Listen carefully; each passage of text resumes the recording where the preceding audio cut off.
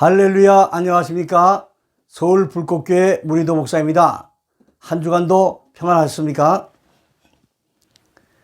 오늘은 예고 드린 대로 헬라어 히브리어 완전 마스터 8강 진행을 하도록 하겠습니다. 오늘 주제의 말씀은 고층 빌딩 설계도라는 제목 가지고 말씀을 시작하겠습니다. 고층 빌딩, 그리고 저 시골에 있는 초가집, 집이라는 자체는 똑같죠. 근데 무언가 좀 다르지 않습니까? 많이 다르죠. 이 고층 빌딩과 초가집의 설계도가 확연히 차이가 나죠. 초가집은 집이 맞습니다. 고층 빌딩도 집입니다. 그런데 설계도는 확연한 차이가 나는데 고층 빌딩은 아주 세밀하죠. 또 견고한 설계가 있어야 됩니다. 세밀한 설계, 견고한 설계, 결국은 안정성이죠. 제가 시골에 있을 때도 봤지만 그 바람이 심하게 보니까 초가집 지붕이 날아가 버리더라고요. 그 오늘날 현대사회에서 고층 빌딩이 바람이 심하게 분다고 무너져 버리면 어떻게 되겠습니까? 큰 피해가 나죠. 뭐 얼마 전까지만 해도 얼마 오래됐죠. 63 빌딩이 상당히 높았었는데 지금은 잘 아시다시피 저 잠실 쪽에 123 빌딩이 생겼죠. 롯데타워죠. 자, 왜 이 말씀을 드리냐면 집은 똑같은 집 같지만 차이가 많다는 거죠. 수준의 차이입니다. 그래서 안정성, 그 면에서 고층 빌딩이 세밀한 설계, 또 견고한 설계, 그래서 안정성 있는 집이 오늘날 고층 빌딩이 되죠. 왜 이 말씀을 드리냐면 성경 말씀을 읽어가면서도 우리가 그 말씀의 어떤 깊이, 말씀의 정확성에 있어서 차이가 많이 날 수가 있다는 것이죠. 이 말씀은 곧 사람들이 어렵게 생각합니다. 헬라어, 히브리어 하면 상당히 어렵게 생각하죠. 물론 저도 그랬습니다. 저도 처음에는 상당히 어렵게 생각했죠. 그래서 이 강의를 계속 진행하고 있는데요. 왜 그렇게 어렵게도 생각할까? 이 어떤 동기부여의 차이가 있다고 봅니다. 첫째는 동기부여. 왜 내가 이 헬라어나 히브리 문법을 꼭 해야 될 것인가 하는 동기부여가 정말 필요하다고 봅니다. 두 번째 중요한 것은 불타는 열정이죠. 동기부여가 확실하고 불타는 열정이 있으면 헬라어 히브리 문법 결코 어렵지 않다는 것이죠. 어렵게 생각하기 때문에 싫어지는 겁니다. 또 싫어지기 때문에 관심을 깊이 두질 않죠. 자, 이 강의를 통해서 여러분들이 많은 생각을 해보셨을 줄 압니다. 자, 그러면 예를 드렸는데 고층 빌딩과 초가집의 예를 드렸는데 수준 차이가 많이 있죠. 제가 성경 말씀에 대해서 이런 자세를 택합니다. 여지까지 성경 말씀을 읽었어도 그 성경 말씀에 대해서 좀 더 깊이 있게, 좀 더 정확하게 말씀을 전하는 분들이 많이 있습니다. 그분들 말씀을 들으면 저렇게도 말씀을 해석할 수 있는가 하는 생각이 들 때가 있죠. 왜? 이제까지 제가 읽었던 내용과 다를 때는 말이죠. 오늘 비근한 예를 한 가지만 들겠습니다. 휴거라고 하는 단어가 없다고 어떤 분들이 얘기하죠. 그런데 휴거라는 뜻이 있지요. 데살로니가전서 4장 17절에 보면 예수님께서 말씀하신 뜻이죠. 성령님이 통해서 바울이 말씀했죠. 구름 속으로 끌어올려 하는 단어랍니다. 하르파조. 하르파조라는 단어가 구름 속으로 끌어올려 하는 단어가 그 휴거의 내용을 포함하고 있는 것이죠. 그 휴거에 대해서 분명히 데살로니가전서 4장 17절에도 나오는데 휴거에 대해서 많은 분들이 또 저도 역시 하나님 말씀을 깊이 있게 자꾸 읽고 그 말씀을 묵상하기 전에는 야, 휴거라는 것이 과연 휴거라는 것이 실제 나한테도 일어날까 하는 생각을 많이 해봤죠. 그런데 지금은 제 입장을 말씀드리면 휴거라는 말씀이 성경에 분명히 나오고 또 특별히 예수님께서 부활하신 후에 40여일 동안을 제자들과 사도들과 또 많은 믿는 자들에게 보이시면서 감람산에서 올라가셨죠. 자, 여기까지 제가 말씀을 이해를 했었는데 얼마 안 됐습니다. 몇 년 전에 한 분이 휴거에 대한 말씀을 우리가 잘못 알고 있다 이런 주장을 했습니다. 그래서 그 말씀을 잘 들어보니까 휴거에 대해서 사실 저도 그런 생각을 했었어요. 이제 마지막 징조들을 우리가 보면서 마지막 나팔 소리가 들릴 때 예수님께서 재림하여 오실 때죠. 그때 차를 타고 가던 사람들 운전석에서 펑 없어지고 비행기 조종을 하던 사람이 믿음의 사람, 휴거될 사람이면 나팔 소리와 함께 조종석에서 펑 없어진다는 것이죠. 트랙터를 몰고 밭을 갈던 사람들 나팔 소리가 들릴 때 공주로 펑 없어진다는 것이죠. 사실 저도 그렇게 생각했습니다. 그런데 이분이 말씀하신 거 보니까 펑 없어진다는 것은 하나님 말씀을 잘못 해석하고 있다 이렇게 말씀하시는 거예요. 그래서 그분 말씀을 들은 후에 제가 좀 더 성경 말씀을 읽어보기 시작했습니다. 특별히 사도행전 1장 9절하고 10절 말씀 보면 예수님께서 올라가시는 말씀이 나오죠. 제가 한번 봉독해 드리겠습니다. 사도행전 1장 9절입니다. 이 말씀을 마치시고 저희 보는 데서 올려가시니 구름이 저를 가리워 보이지 않게 하더라. 예수님이 올라가시면서 구름이 예수님을 가리워 보이지 않게 때까지 올라가신 것이죠. 자, 10절 말씀해 보니까 올라가실 때에 제자들이 자세히 하늘을 쳐다보고 있는데 예수님 올라가실 때에 제자들이 자세히 하늘을 쳐다보고 있었다. 이 말씀이 나오죠.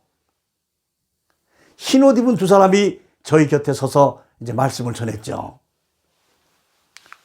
가로되 갈릴리 사람들아 어찌하여 서서 하늘을 쳐다보느냐. 너희 가운데서 하늘로 올리우신 이 예수는 하늘로 가심을 본 그대로 오시리라. 재림의 모습이죠. 이때 1장 10절에 자세히 쳐다보고 있는데 하는 말씀을 제가 주목해서 몇몇 우선 사역성경들을 비교해 봤습니다. 개역성경에 예수님 올라가실 때에 자세히 쳐다보고 있더라 하는 말씀이 나오죠. 개역개정에도 같이 번역을 해놨습니다. 자세히 쳐다보고 있었더라. 또 공동번역에도 자세히 쳐다보고 있다 이렇게 말씀을 번역했고 그 다음에 표준세번역에서는 바라보고 있었다 이렇게 표현했습니다. 또 킹제임스판에서도 예수님 올라가실 때 바라보고 있더라. 단어만 조금 다르게 했죠. 그래서 이 말씀을 원문에서 찾아보니까 앞에 티 존테스라는 말씀이 나옵니다. 아테 니 존테스 현재 분사로 나오죠. 아테니 존테스 현재 분사입니다. 자세히 쳐다보고 있었다. 자, 그래서 이 단어의 원뜻을 보니까 아테니조라는 단어가 나옵니다. 아테니조. 아테니조. 이게 원형입니다. 아테니조. 응시하다 이런 뜻인데 좀 더 이 말씀을 들어가 보니까 두 단어로 합성되어 있더라고요. 아테네스. 이 단어로 되어 있습니다. 아테네스. 이거는 신중한 뜻입니다. 신중한. 이 신중한 뜻으로 되어 있는 단어와 테니오라는 단어와 합성어입니다. 테니오. 테니오의 뜻을 보니까 열중하여 응시하다 이런 뜻입니다. 열중하여 응시하다. 열중하여 응시하다, 주시하다 이런 뜻입니다. 자, 아테네스라는 단어, 신중한 이런 단어와 테이노라는 동사, 열중하여 응시하다. 이 단어가 합성돼서 아테니조라는 단어가 되는데 지금 사도행전 1장 10절은 아테니 존테스 이렇게 나옵니다. 아토니 존테스. 아토니 존테스. 현재 분사로 나오죠. 자, 그래서 여러분들 어떤 생각이 드십니까? 예수님께서 한 40년 동안을 분명히 죽으셨던 예수님께서 부활하셨죠. 그 예수님이 제자들에게 나타나시고 믿는 자들에게 40년의 때를 보이신 겁니다. 그런데 예수님의 몸은 참 신기했습니다. 문이 닫힌 상태에서 제자들이 모였을 때도 문을 그냥 통과해서 들어오신 몸이었습니다. 그런데 놀라운 것은 문을 통과한 몸이신데 내 손과 발을 너희 눈으로 보고 나인 줄 알라. 심지어는 또 나를 만져보라 말씀까지 하십니다. 만져볼 수 있는 몸. 그런데 공간은 통과하는 몸이죠. 또 구운 생선 토막을 잡수시는 장면도 합니다. 부활하신 몸으로. 여기에서 우리는 미루어서 볼 수 있죠. 마지막 날 우리도 부활하고 또 주님 나팔 때까지 살아있던 성도들은 산채로 살아서 몸이 변화되어서 휴거되는 것이죠. 죽어있던 성도들은 몸이 부활해서 다시 살아나서 휴거되는 것이죠. 놀랍지 않습니까? 자, 그래서 그 제자들이 그 예수님을 40년 동안 지켜보면서 얼마나 놀랍고 신기했겠습니까? 그 뜻이 여기 포함되어 있다고 봅니다. 그러던 예수님이 하늘로 올라가시는데 펑 사라진 것이 아니었죠. 예수님이 올라가신 겁니다. 발이 뜨면서 올라가신 거죠. 그래서 신중한 모습으로 열심을 다해서 열중하여서 예수님의 올라가시는 모습을 응시하고 있었던 것이죠. 어떤 생각이 드십니까? 제가 입장을 바꿔서 생각해 봤습니다. 분명히 십자가에서 그 피를 흘리시고 죽으셨던 예수님이 다시 살아나셔서 우리 곁에 오셨어요. 그런데 그분이 감람산에서 마지막 유언의 말씀을 하시고 올라가시는데 신중한 자세가 안 되겠습니까? 신중하게 열중하여 응시를 했던 것이죠. 그래서 저 이 말씀에 대한 생각을 고쳤습니다. 아, 우리 휴거 때의 모습은 그냥 펑 올라가는 것이 아니라 발이 땅에서 뜨면서 재림하여 오시는 그 예수님, 그 올라갔었던 예수님의 모습대로 올라간다는 것이죠. 놀라운 일입니다. 여러분들 기도하시면서 이 말씀 한번 깊이 한번 묵상해 보시기 바랍니다. 자, 이와 같이 하나님 말씀을 대하는 우리의 그 깊이, 또 우리의 믿음 자체가 힘이 솟는 것을 느낄 수가 있죠. 문법 강의에 대해서 말씀을 드리고 오늘 강의 마치겠습니다. 지난주에도 잠시 말씀드렸지만은 기간은 다음 주 9주로 헬라어 히브리어 완전 마스터 비결은 끝내도록 하겠습니다. 이제 정리를 하고요. 기간은 6월달, 7월, 8월 12주에 헬라어 히브리어를 마스터합니다. 방법은 두 가지로 하겠습니다.